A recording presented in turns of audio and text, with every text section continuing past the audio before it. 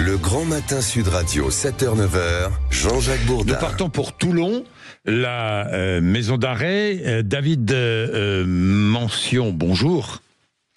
Bonjour, monsieur Bourdin. Vous êtes secrétaire régional adjoint de l'UFAP, UNSA Justice, vous êtes à Toulon. David Mention, Toulon, la prison de Toulon, dans l'angoisse après cette attaque à l'arme de guerre. Je dis bien à l'arme de guerre, vous allez nous raconter, puisque vous êtes à Toulon, vous allez nous raconter, hier Gérald Darmanin a évoqué un acte terroriste. Alors je précise que plusieurs centres pénitentiaires ont été visés, les prisons d'Aix-en-Provence, de Valence, de Nîmes, de Villepinte, de Nanterre, des voitures garées sur les parkings des prisons appartenant à des surveillants pénitentiaires, des voitures ont été incendiées, des voitures garées sur des parkings de résidences connues pour loger du personnel du ministère de la Justice ont également été dégradées et incendiées. Mais à Toulon, c'est allé plus loin, puisqu'à Toulon, on a tiré à l'arme de guerre sur la prison. C'est bien cela, David Mention. Ça s'est passé comment? Racontez-nous. Oui, effectivement, la nuit dernière de lundi à mardi, la région PACA-Corse a été touchée par plusieurs faits, et notamment, comme vous le dites, sur le centre pénitentiaire de Toulon-la-Farlède, où c'est la première fois que ça se passe. Ça a été une attaque à l'arme de guerre, la Kalachnikov. Aux alentours de minuit 40, un véhicule est arrivé devant l'établissement. Une personne en est sortie pour, dans un premier temps, taguer la porte d'entrée. Et ensuite, il retourne à son véhicule, s'est saisi d'une Kalachnikov et a tiré une rafale, à peu près une quinzaine d'impacts sur la porte du sas véhicule, et des balles qui ont traversé, et une qui s'est logée dans une vitre où un agent pénitentiaire, une agente pénitentiaire était en faction cette nuit. Et, elle aurait pu être tuée. Un gros impact.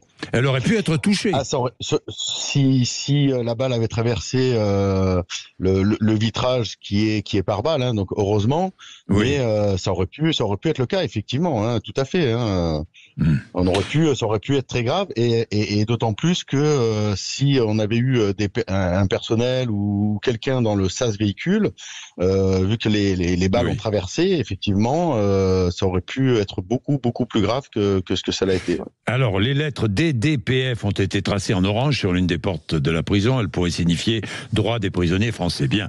Hier, vous avez eu la visite de Gérald Darmanin, le ministre de la Justice, qui a expliqué et qui a constaté que cet acte était un acte terroriste. D'ailleurs, le parquet national antiterroriste a annoncé se saisir de l'enquête. David Mention, qui peut venir tirer sur une prison? Mais qui? Alors, soit l'ultra-gauche, c'est ce que dit Gérald Darmanin, soit des narcotrafiquants. Bah, ça peut effectivement, comme vous le dites, hein, ça peut être des groupes ultra-gauche, ça peut être des narcos. Pour l'instant, il y a une enquête qui est en cours. Oui. Effectivement, que ce soit simultané sur plusieurs sites pénitentiaires, sur la région, et pas que sur la région, hein, sur la France entière, effectivement, ça pose question. Donc oui, c'est une forme on va dire, de terrorisme, hein, pour engendrer la peur chez les personnels de surveillance.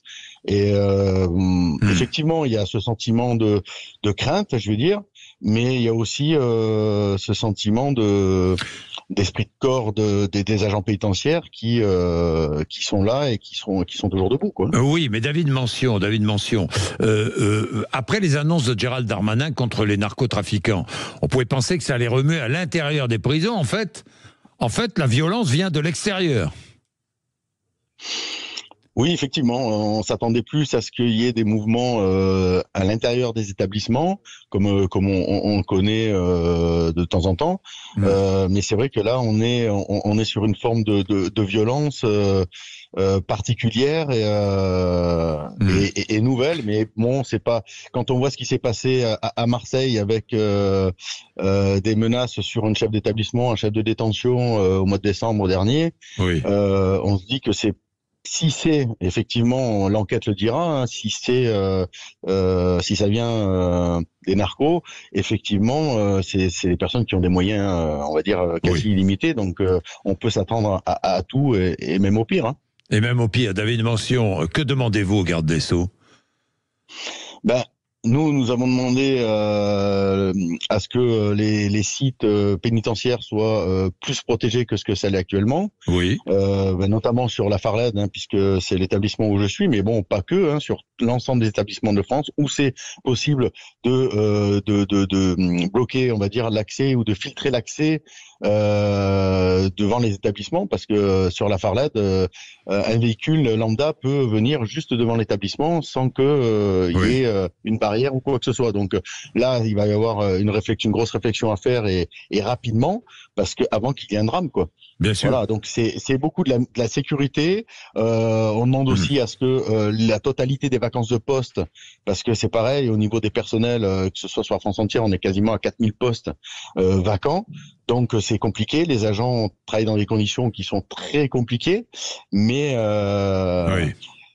voilà, donc on a plusieurs problématiques et cette nouvelle, ces attaques qui ont eu lieu deviennent des nouvelles problématiques où il faut faire attention et on le sait, hein, quand on fait ce métier-là, que même à l'extérieur c'est dangereux, hein, de par la fonction, mais là ça prend une ampleur encore plus grave parce que c'est partout et ces personnes-là, alors on ne sait pas exactement qui c'est, mais quand on voit ce qui s'est passé pour la libération d'Amra l'année dernière.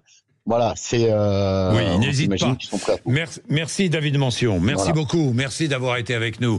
7h20, vous êtes sur l'antenne de Sud Radio. Le rappel des titres de l'actualité, Laurie Leclerc.